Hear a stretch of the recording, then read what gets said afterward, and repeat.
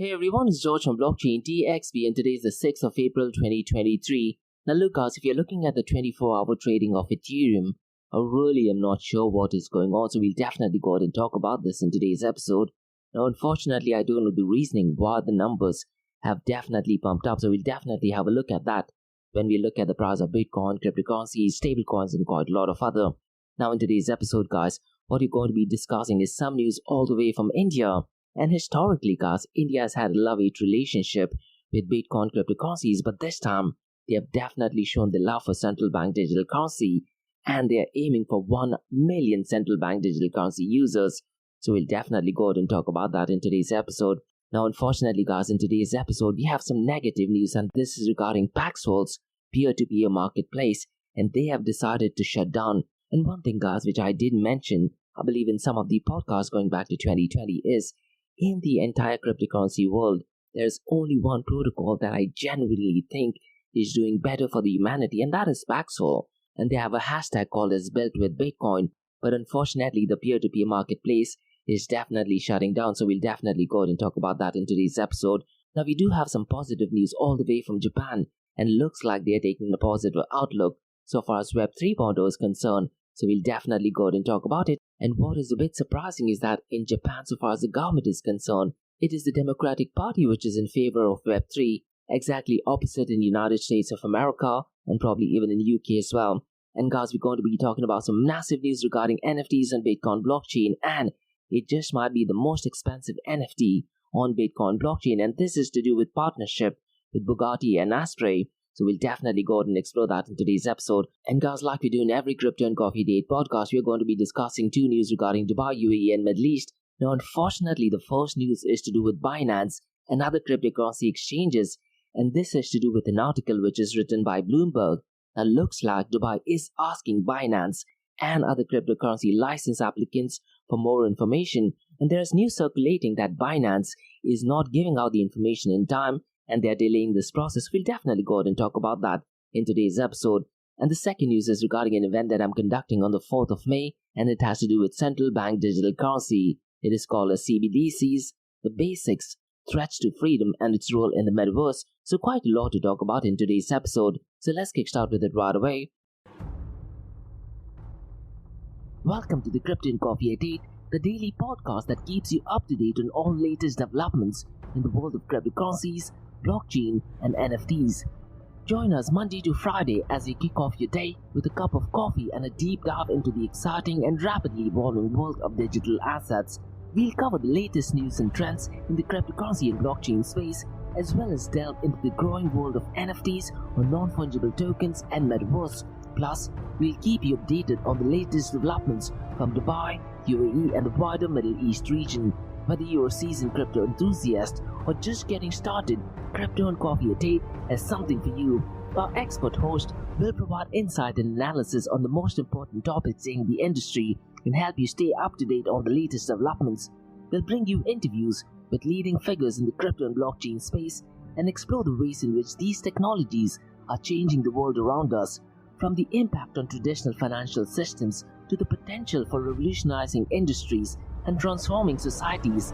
We'll cover it all on Crypto and Coffee a Date. So tune in and join us for a daily dose of Crypto and Coffee a Date, and let's stay ahead of the curve together. We'll start your day off right with the most important news and insights from the world of cryptocurrency, blockchain and the Metaverse, and help you navigate this exciting and rapidly evolving landscape. In Crypto and Coffee a Day, the daily podcast covers the latest developments in the world of cryptocurrency, blockchain and the Metaverse. We'll also bring you updates on the latest news from Dubai, UAE and wider Middle East region. This also includes a range of topics such as developments in the local and blockchain industry, including new projects and initiatives, regulatory updates, and policies related to cryptocurrency and blockchain in the region, local and regional events and conferences focused on crypto and blockchain, interviews with leading figures in Dubai, UAE and Middle East crypto and blockchain community, coverage of any significant news or events related to cryptocurrency and blockchain in the region.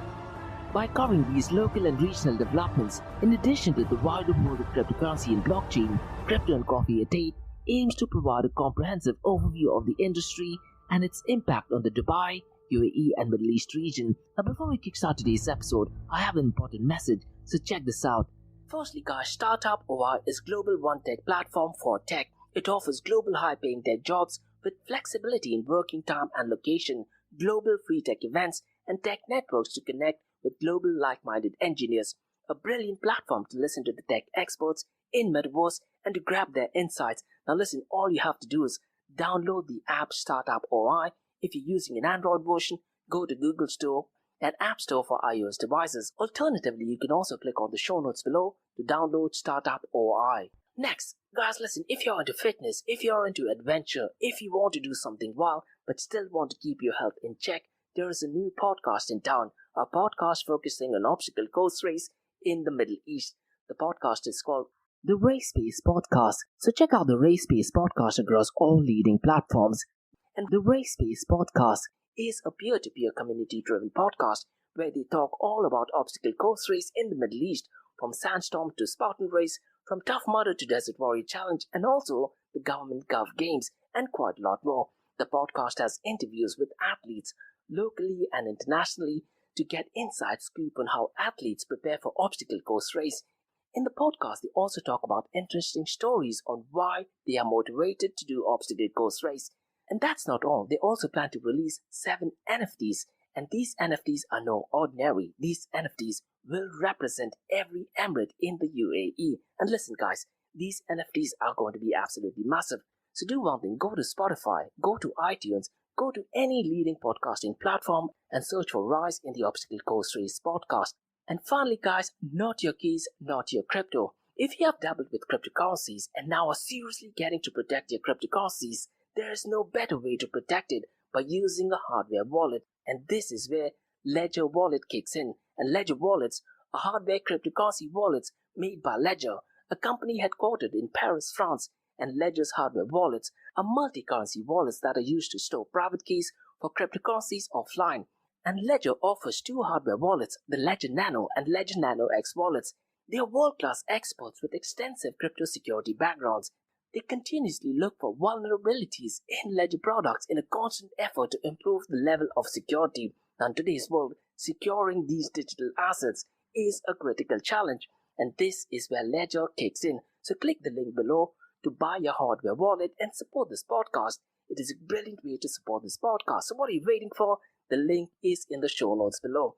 Now, guys, since you've taken care of that, let's look at the global cryptocurrency market. As of today, while I was recording this podcast, the global cryptocurrency market was at $1.18 trillion, but a few hours ago, it was $1.21 trillion. Now, since the last 24 hours, though, it is down by 1.80%. And if you look at the total cryptocurrency market volume over the last 24 hours, it is $42.37 billion. And this, to be honest, guys, is still a ridiculously low volume. But since the last 24 hours, it is marginally up by 3.77%. If you look at the volume on DeFi, the total value locked has still crossed the $50 billion mark, but so far as the volume is concerned, it is down by $4.48 billion, ridiculously low. And one thing which I have often said, guys, in order for cryptocurrency to be mainstream, the volume on DeFi should be roughly around $30 to $40 billion. I really am not sure when that thing would happen. Now, since the last 24 hours, unfortunately, the total volume in DeFi is only at $4.48 billion. Lido still dominated with 22.22%, and so far as the total value locked is concerned, $11.20 billion is locked in this protocol, and DeFi Guy accounts for 10.19% of the total crypto market 24-hour volume, and so far as the total value locked is concerned, MakerDAO is number 2nd at $7.71 billion, Aave is number 3rd at $5.65 billion, Core Finance at $4.71 billion, and Uniswap at $3.95 billion. Now, guys, what I really want you to do is pay attention to these volumes because there is not much drastic movement, particularly in the world of DeFi. But if you were to compare that with the 24-hour trading volume of Ethereum, it has shot up a lot. So we'll definitely go ahead and keep that in mind. Now, the volume of stablecoins, guys, once again, is down to $36.43 billion. Once again, guys, what I want you to do is keep these numbers at the back of your mind when we are comparing that with the 24-hour trading volume of Ethereum. Now, Tether USDT is still leading the pack with $26.92 billion. Circle USDC is at $4.12 billion and Binance BUSD at $2.97 billion. Now, stablecoins is accounting for 85.97% of the total crypto market 24-hour volume. The market cap of Bitcoin is $540 billion. Ethereum is at $225 billion. Now look guys, if you look at the 24-hour trading volume, Bitcoin's 24-hour trading volume is exactly the same at $15 billion, but Ethereum has gone up by over 4 or even 5 times. So I really am not sure what is going on in the world of Ethereum. Because look, ideally if Ethereum's 24-hour trading volume has gone up, ideally the volume of stablecoins should have also pumped up, and the volume in DeFi protocols should have pumped up as well. So I'm a bit surprised as to what is going on in the world of Ethereum. Now the price hasn't impacted much as well, so really I'm not sure if there is some wash trading going on. If you do have any thoughts or comments, mention them in the comments below. Now what is surprising is the volume of stablecoins is still ridiculously low. And guys, if you look at the market cap of Binance BUSD, as of today the market cap is $7.15 billion. I wouldn't be surprised if the market cap of Binance BUSD goes below the $7 billion mark. And before the SEC going after Binance, the market cap of Binance BUSD was on the verge of crossing the $15 billion mark. It was hovering around the $14.5 billion mark, so definitely not ideal. And there is some negative news regarding Binance all the way from down under. So most likely when we are covering the news regarding Binance in Dubai and UAE, we'll definitely touch base on that. Now the dominance of Bitcoin and Ethereum is the same, but Ethereum's dominance has marginally pumped up to 19.10%, and Bitcoin's dominance is 45.80%. And once again guys, keep an eye on what is going on so far as the 24-hour trading volume of Ethereum is concerned, because the price hasn't moved up or down either. What I think is in the next 24 hours, the price of Ethereum will dump drastically. These are my thoughts, but once again guys, these price predictions are 100% right, 50% of the time. Now we'll look at the smart contracting platforms market cap. Ethereum is at $225 billion, Binance BNB is at $49.35 billion, and Cardano is at $13.25 billion. Now what is going on surprisingly guys in the month of March? Because of the price volatility, it has stifled crypto trading so far as spot and derivative volume is concerned, and centralized exchanges so far as the volume is concerned has gone up by 25% over a period of 6 months. So it looks like centralized exchanges volume are definitely picking up, and to be honest that is not a good sign. Now guys, let's also look at the market cap of Web3 protocols. Chainlink's market cap is $3.74 billion and Filecoin is $2.02 billion, whereas the Graph is at $1.30 billion. And guys, in yesterday's podcast, I did go ahead and explain what is going on so far as the Graph is concerned. So check it out, and if you're a developer, you definitely need to try to build something on the Graph protocol. Now guys, the king of all kings, Bitcoin, is at $27,897, and since the last 24 hours, it is marginally down by 1.89%. Since the last 7 days though, it is down by 2.45%. Ethereum is at $1,864. One price prediction guys is the price of Ethereum might just dump to $1,400 maybe in the next 24 hours. And to be honest, I cannot give any justification of why that thing could happen. Now if you do know why the volume of Ethereum is pumped up particularly in the last 24 hours, please mention them in the comments below. Now since the last 24 hours, the price is down by 2.45%. Since the last 7 days, it is up by 3.34%. Binance Coin is currently at $312. Since the last 24 hours, it is down by 1.05%. Since the last 7 days, it is down by 1.77%. But look guys, there's some drastic movement going on in the world of Ethereum. Now guys, let's go ahead and explore some news for Crypto and Coffee at 8. In 22, I've been saying quite often is that in the second half of 2023, we will be seeing quite a lot of news pertaining to central bank digital currency. And India, guys, has definitely love-hate relationship for Bitcoin and cryptocurrencies. But so far, central bank digital currency is concerned, they're definitely pro-central bank digital currency. Now, so far as the Reserve Bank is concerned, they absolutely hate Bitcoin. But the Supreme Court, they absolutely like Bitcoin. But this news has to do with the Reserve Bank of India. And the RBI, or Reserve Bank of India, is aiming to increase the number of customers in the pilot project for retail central bank digital currency by 500,000 by July this year from 90,000 customers currently. And guys, few days ago in my Crypto and Coffee at 8 podcast, I did talk about UAE Central Bank Digital Currency Project, and they are partnering with Reserve Bank of India. And last year, guys, on the 1st of November and 1st of December, the Reserve Bank of India launched the Central Bank Digital Currency for wholesale and retail respectively. And later on, guys, when I'll be discussing an event that I'm conducting regarding central bank digital currency, I'll very briefly talk about the different types of central bank digital currency. Now going back to the news, while the use case of wholesale CBDC is limited to the settlement of secondary market transactions in government securities, the retail e-rupee is being piloted with a closed user group, and the group is called as CUG, which is comprising of participating customers and merchants. Now, if you do want to read through the official link, it is via by an online publication called as the New Indian Express. And look, guys, the Reserve Bank of India is currently piloting a retail CBDC with a closed user group, and this group contains 90,000 customers and 9,000 merchants. And as I said earlier, this pilot project aims to scale 500,000 users by July 2023, testing multiple tech architectures, design features and use cases, including an offline program. So it could be possible that you don't need to keep your mobile phone on in order to use your CBDC.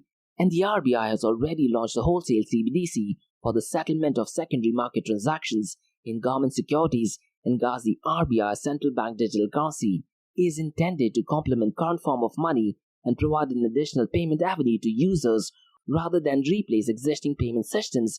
And the central government has announced the launch of the digital rupee from fiscal year 2022 to 2023 onwards in the union budget tabled in Parliament on the 1st of February 2022. However, guys, the RBI's executive director, that is Ajay Kumar Chaudhary, did actually emphasize that the central bank is not in a hurry to launch the digital currency at the national level and wants the process to happen gradually. And look, guys, the RBI will only roll out the digital currency once it is comfortable and confident about all aspects, including cybersecurity and technical architecture. And guys, you always need to understand, so far as the Reserve Bank is concerned, they absolutely abhor Bitcoin. They have pure hatred towards Bitcoin, and that's one of the reasons why they are pushing for central bank digital currency. And guys, you always need to remember, regulating and introducing innovations in fintech is always a challenge for regulators. And according to Chaudhary, he does believe that regulators need to keep a watchful eye on the risks posed by fintech startups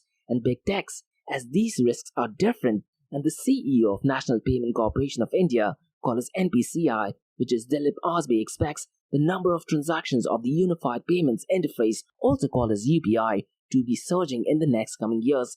He does believe that UPI has not yet achieved its potential and the country should do 10x of what it is currently doing. Now, he also expects to reach 1 billion transactions within 2 to 3 years and achieve it by 2025. Now, listen, guys, if you're someone from India and if you're thinking this as a positive news, hold your horses, because you truly need to understand, once central bank digital currency is introduced, the government has more control over the details of your transactions. And this is exactly the reason why Bitcoin was created. Bitcoin was created as a movement towards separation of money and the state. So really, I'm not sure what the future of central bank digital currency would be. Now, guys, let's discuss an exactly opposite view all the way from Japan. And CoinDesk has reported that Japan approves Web3 white paper to promote industry growing in the country. And the document, guys, proposes more tax reform, clearer accounting standards, and a decentralized autonomous organization law, also called as distributed autonomous organization law. Now, I would really recommend you to read through the official article, but unfortunately, the article is in Japanese. So CoinDesk, they actually gave an explanation of what is going on.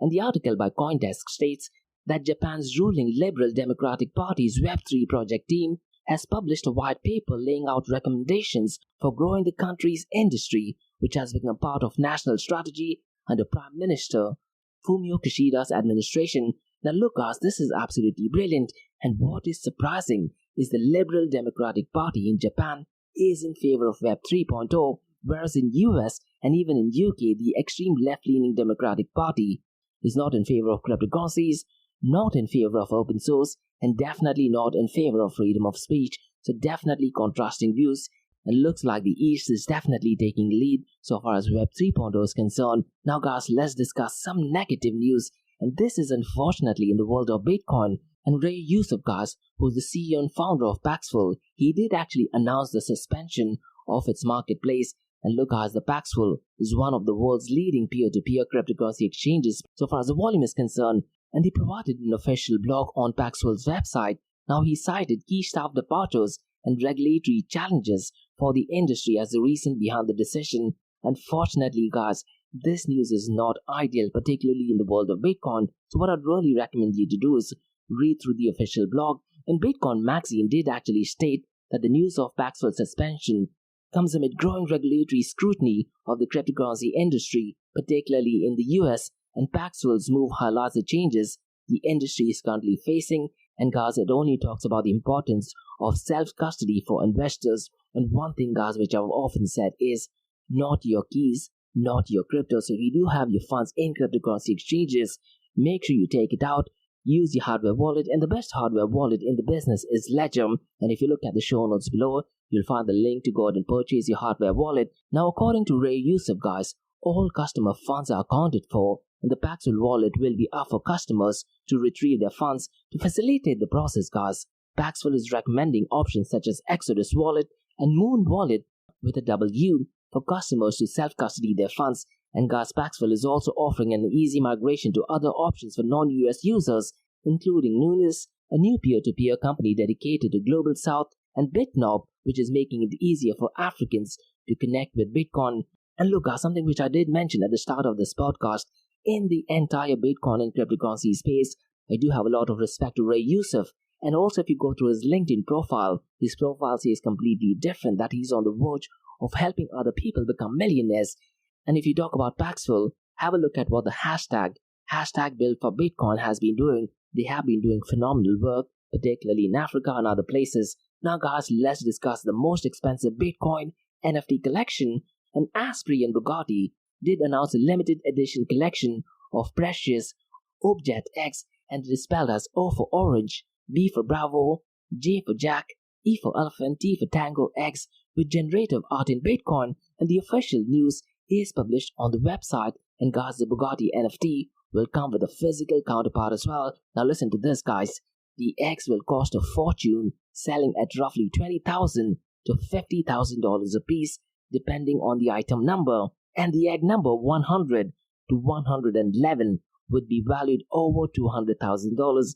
And guys, I wouldn't be surprised if this thing gets sold the moment it is announced. And Ali Walker, the chief creative officer of Asprey Studio, reported that eggs 1 to 100 from the collection would cost somewhere between $20,000 to $50,000, in contrast to eggs number 100 to 111 that would be valued at $200,000. And guys, Bugatti and Asprey justified the high price of the ornaments with the quality of material used for Bitcoin NFT physical counterparts. Using a lengthy and intricate process, the designer molded the eggs into perfect shape, crafting them from carbon fiber. So go to the official link, you can actually see the virtual image, and you'll be receiving a physical egg as well. And the timing for this is perfect, guys, because on Sunday is going to be Easter as well.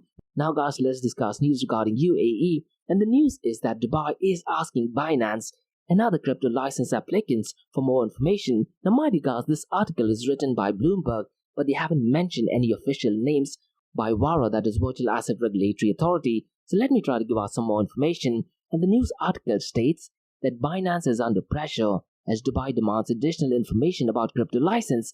And guys, the Virtual Asset Regulatory Authority, called as VARA in Dubai, has requested crypto exchange Binance and other international firms to provide additional information regarding the ownership, management, and auditing process as part of the permit application process. Now look, guys, looks like Binance is having the worst year in 2023, and Dubai Virtual Asset Regulatory Authority is tightening security of crypto license seekers, including Binance, and VARA has asked Binance to provide more information on its ownership structure, governance, and auditing procedures. And VARA is requesting similar information from all international companies seeking permits. And Dubai's stricter approach is a potential headache for Binance CEO, that is CZ, who lives here and has made plans for expansion in the Middle East. And guys, Dubai has cracked down dozens of over-the-counter exchanges that were set up without licenses, and these efforts are part of a broader push to get the UAE off the Financial Action Task Force, or FATF's grey list of jurisdictions that don't do enough to uncover illicit fraud. And guys, Binance is under pressure as Dubai demands additional information about crypto licensing. And guys, Binance, Comaino, GC Exchange, and Crypto.com have preparatory minimal viable product permits, meaning they can't yet offer locally regulated digital asset services in Dubai. And Hex Trust has an operational MVP license and confirmed that it received requests for additional information on ownership and board procedures from VARA. And guys, the head of Comaino's regional office in Dubai said the regulatory requirement was on par, if not more stringent, than what they were faced in other jurisdictions in Europe or Asia, and Crypto.com and GE Exchange had no comment about the interactions with the regulators, and Binance plans to offer crypto trading in Dubai through its Binance Free Zone establishment entity, which it said has a board of directors and is audited by Mazars, and the launch of Binance Free Zone establishment has been delayed due to operational reasons, and this comment was given to Bloomberg by Binance without giving out the names. And one thing, guys, which is a bit surprising is that in 2022, there was this massive news about the Museum of the Future to release the world's most beautiful NFT, and this was done in partnership with Binance.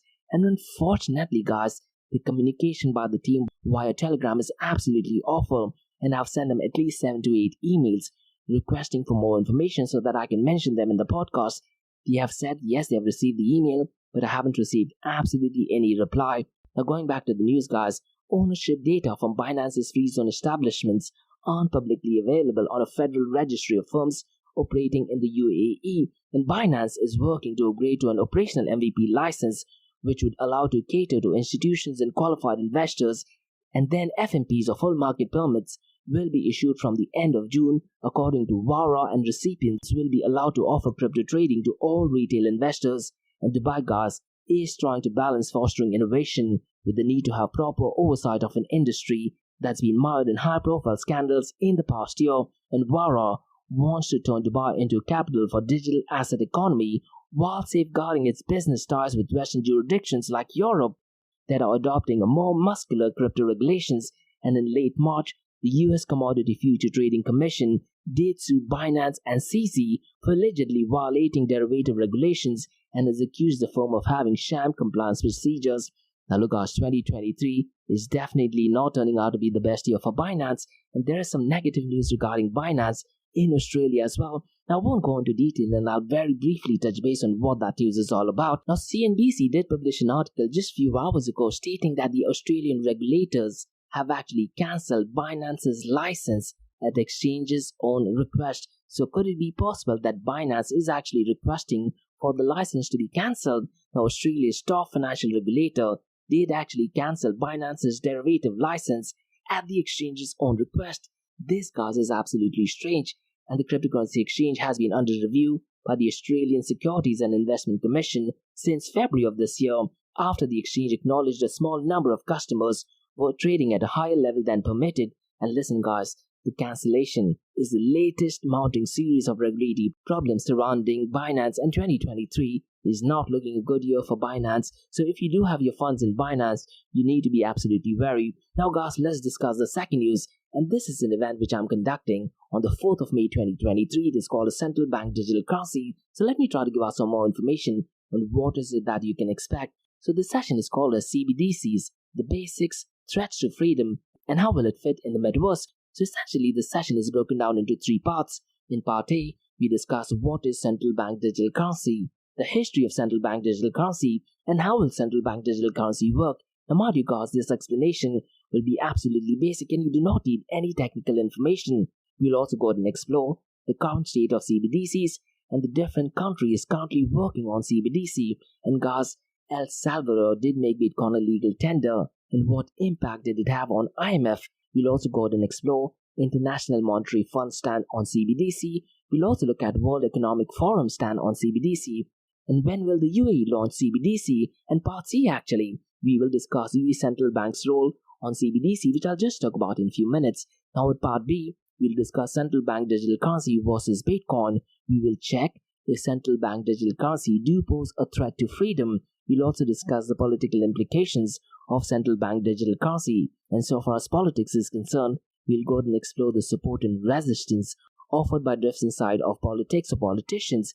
And we'll also go ahead and explore China's role in central bank digital currency. And one thing, guys, which I did mention when I was explaining RBI's role in central bank digital currency, so essentially there are 3 different types of CBDCs. One is wholesale CBDC, retail CBDC, and multiple CBDC. So we'll go ahead and explore in detail the different types of CBDCs. Now look, guys, every Fridays I do have a session on Metaverse, and in part B we'll also look at central bank digital currency's role in the Metaverse. Now listen, guys, I'm a massive advocate of Bitcoin and cryptocurrencies. Unfortunately, when you talk about Metaverse, I do feel that CBDCs may offer a better form of payment, may offer a better form of medium of exchange. So in that session, I'll go ahead and give you my reasoning why. Now guys, in part C, we'll discuss UAE central bank's role in central bank digital currency. And the massive news earlier on was that UAE central bank has 9 initiatives of the FIT program, and we'll go ahead and discuss in details what those 9 programs are. So essentially, they tackle card domestic scheme, eKYC, central bank digital currency, open finance, supervisory technology, innovation hub, instant payments platform, financial cloud, excellence, and customer experience, and quite a lot of other. Now listen guys, this session is completely free of cost, and if you do want to register, go to eventbrite.com and search for blockchain DXB, or you can also drop me an email to info@blockchaindxb.com, or drop me an email to info@area2071.com. And guys, the purpose of me to do this session is purely to educate the general mass on what is central bank digital currency and how it will impact our day-to-day life. And guys, if you go to Spotify or any leading podcasting platform, I do have a standalone episode on central bank digital currency, so please feel free to check it out. So those were the news guys from Crypto and Coffee at 8 from Blockchain DXB. In case if you have any feedback or suggestions, please drop me an email to info@blockchaindxb.com. Check out my website www.blockchaindxb.com, and also check out my other website area2071.com that talks everything about Metaverse. And if you like listening to this podcast, please click on the follow button, give it a 5-star rating, and share the word across. Now for the next few minutes is going to be an Ask Me Anything series where you listeners can ask any questions regarding Bitcoin, blockchain, beyond blockchain, cryptocurrencies, NFTs, DeFi, and Metaverse. So let's get started with the Ask Me Anything series.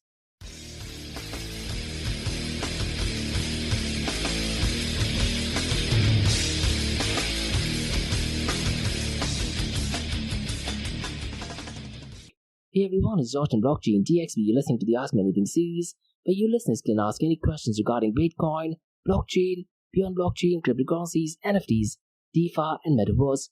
I have a question by Janice who asks, what would happen if there is a bank run for the rest of the banks in US? Now Janice, unfortunately, if that thing were to happen, the entire economy might go in probably the worst depression mankind has seen. Now, if that thing were to happen, the savings that people have will be completely obliterated, and what will happen is that will trigger some internal political chaos as well. And yesterday's podcast, we did talk about the extreme left-leaning media and the extreme left-leaning state going after President Donald Trump. I'm pretty much sure all of the supporters of President Donald Trump will be absolutely furious at the current administration, and that might just create a civil war. Now, because of that, looks like it might have a positive impact on the price of Bitcoin and cryptocurrency. And to be honest, Janice, what you're asking is not surprising because that is exactly what Balaji Srinivasan, the former CTO of Coinbase, is actually hedging for. He's hoping for a bank run, and if that were to happen, he's claiming that the price per Bitcoin would cross $1 million.